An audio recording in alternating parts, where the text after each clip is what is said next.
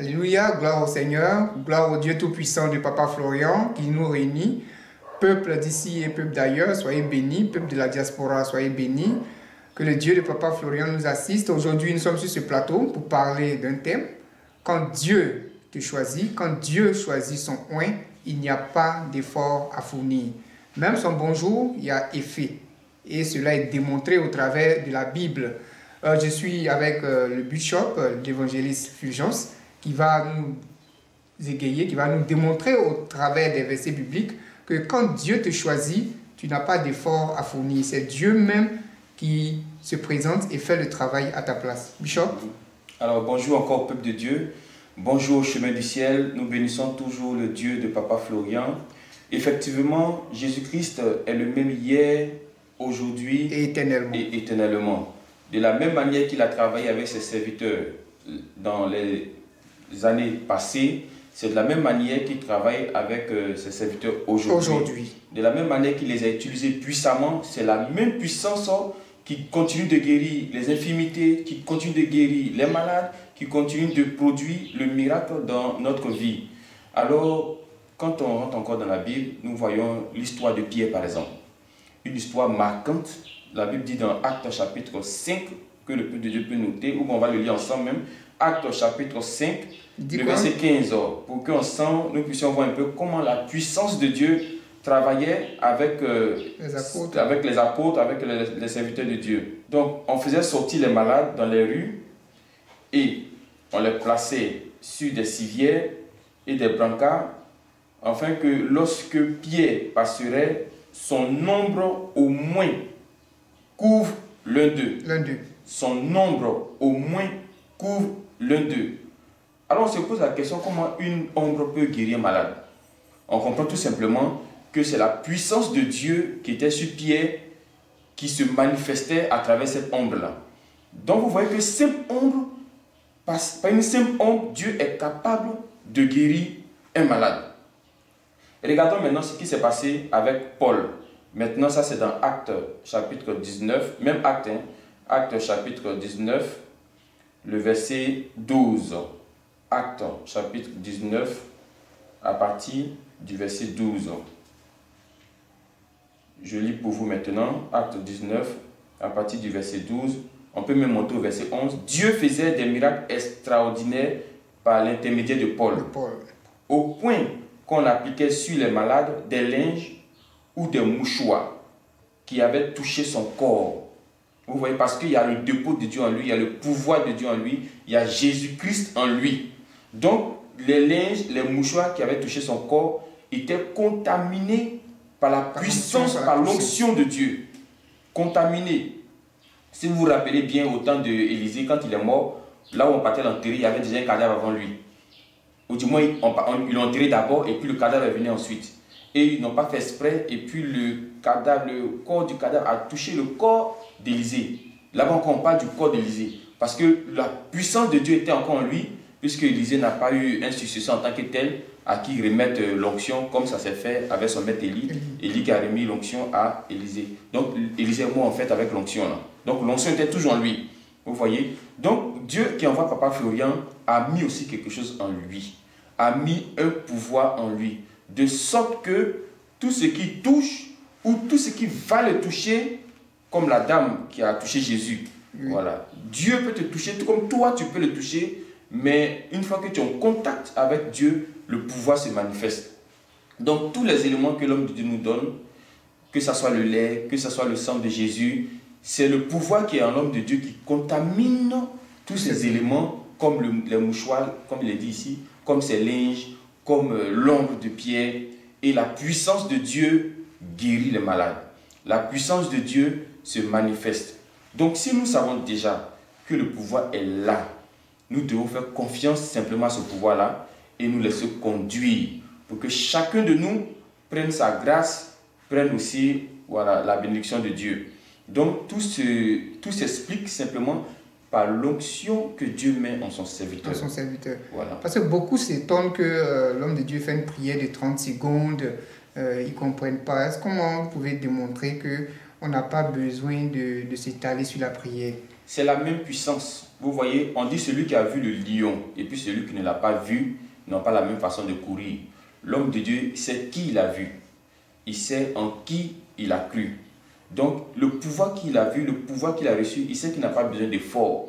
Mais le peuple, nous qui venons après, nous n'avons pas vu. Mais au moins les témoignages, voilà, des prières de 30 secondes doivent nous faire savoir que l'homme de Dieu qui est en face de nous n'a pas besoin de beaucoup d'efforts. Quand son Dieu veut te guérir, son Dieu te guérit. Quand son Dieu veut t'exaucer, son Dieu t'exauce.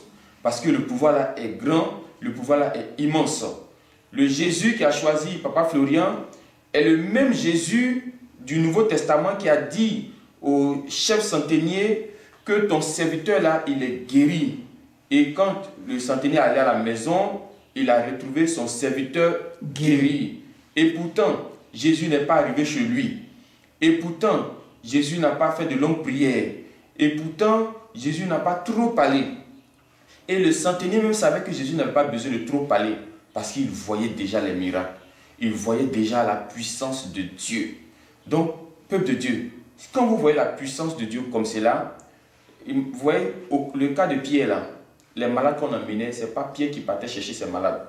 La Bible dit que c'est chacun qui envoie son malade et puis déposer pour que au moins, quand on dit au moins là, ça veut dire que pour la voir, mais ce n'est pas facile. Parce que quand on dit l'expression au moins son nombre, ça veut dire que pour la voir, mais pour qu'il vous regarde, mais pour qu'il vous touche même là, ce n'est pas facile. Mais au moins son nombre là, on sait que ça peut faire quelque chose. Regardez cette grande foi. Et regardez la foi du centenier. C'est ce que Dieu attend de nous aujourd'hui. Donc, plus nous augmentons notre foi, nous serons capables de déplacer toutes les montagnes qui sont dans notre vie. Donc, quand Dieu envoie son serviteur, c'est le même hier, aujourd'hui, éternellement. Donc, le même Dieu là, qui dit que la terre soit et puis la terre vient à l'existence là, c'est le même Dieu qui est là aujourd'hui. Fournit pas d'effort et par la parole tout se fait. Voilà. Donc, c'est la puissance de Dieu qui travaille ainsi. Et nous, le peuple de Dieu, nous devons comprendre les choses comme ça. Comme ça. Voilà, comme ça. C'est vrai qu'avant de rencontrer Papa Florian, on a vécu certaines expériences pour certains qui étaient désagréables. Voilà, d'autres on a mis dans des jeûnes de 40 jours, d'autres on a mis dans des balais d'offrande, dans des balais de toucher le cœur de Dieu. Donc, ça crée beaucoup de choses dans la foi de certains. Voilà, mais je vous dis que ce n'est pas une continuité ici. Voilà, ici c'est carrément différent. Ici c'est le ainsi dit l'Éternel qui se réalise. Ici, c'est que la terre soit et puis la terre vient à l'existence qui se manifeste ici. Voilà, donc le Dieu de Papa Florian est un Dieu qui bénit, c'est un Dieu de l'instantané. Voilà, quand il dit, automatiquement la chose se fait. C'est fait. Donc voilà un peu, c'est le même Jésus-Christ.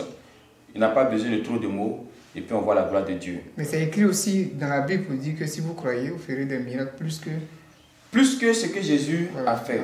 Vous voyez, quand on parle de l'ombre de Pierre, on n'avait pas entendu quelque part que l'ombre de Jésus avait guéri. Oui. Mais Jésus avait déjà annoncé. Donc c'est tout à fait normal que son ombre guérisse les malades. Vous voyez, Paul, on prend des mouchoirs, on le touche. Mais ce peuple de Dieu là, c'est un peu dynamique. C'est ce que Dieu attend de nous.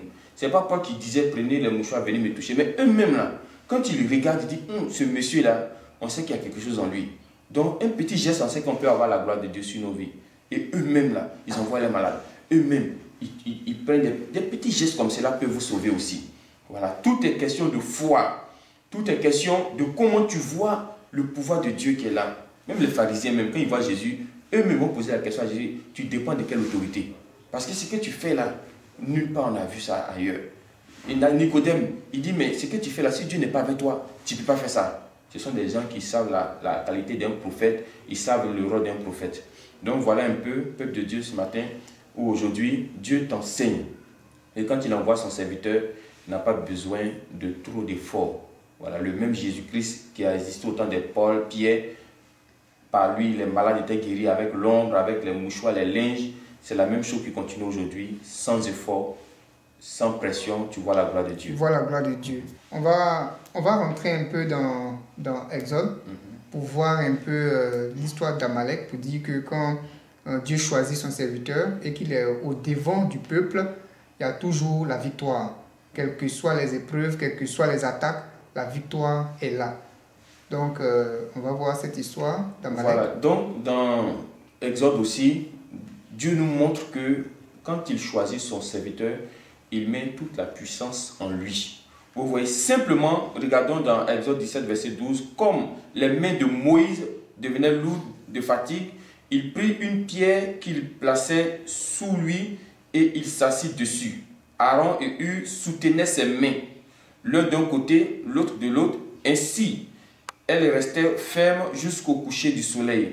Et Josué fut victorieux d'Amalek et tout son peuple au tranchant de l'épée. Vous voyez, quand les mains de Moïse sont levées, le peuple de Moïse, le peuple de Dieu est victorieux sur le peuple d'Amalek. Mais il y a quoi dans les mains de Moïse? Il est quelque part là-bas, il y a un combat qui a été fait. On dit, lui, étant là-bas, quand ses mains sont levées là, vous voyez, le peuple de Dieu là a la victoire. Tout simplement parce que les mains de Moïse, Dieu a mis aussi une autorité, Dieu a mis un pouvoir là-dedans. Donc, étant même, il n'est pas même à côté de, du moins, il n'est pas dans le combat, mais il est quelque part là-bas, il les soutient. Vous voyez, il les soutient spirituellement, il les soutient, il ne fait que lever les mains. Donc, peu importe là où tu es, une fois que Papa Florian lève la voix pour toi, dis-toi que tu as la victoire sur ton Amalek. Amalek, ça sera un vieux souvenir. Amalek va devenir de l'histoire ancienne. Pourquoi? Parce que ton Dieu l'aura vaincu. Voilà, donc simple main de Moïse levée en signe d'autorité, en signe de victoire, le peuple de Dieu a le dessus sur le peuple d'Amalek. Donc pour démontrer encore que quand Dieu choisit son serviteur, quand Dieu met son serviteur au devant, il faut simplement lui faire confiance. Voilà, fais-lui confiance. Dis-toi que son serviteur a toujours les mains levées vers Dieu en ta faveur. Voilà, tu dois dormir simplement, tu ne crains aucun mal. Parce que son serviteur a les mains levées. Voilà, donc que Dieu nous bénisse encore. Les mains de Papa sont levées pour chacun d'entre nous, pour que nous puissions vaincre aussi Amalek à jamais. À jamais. Au nom de Jésus.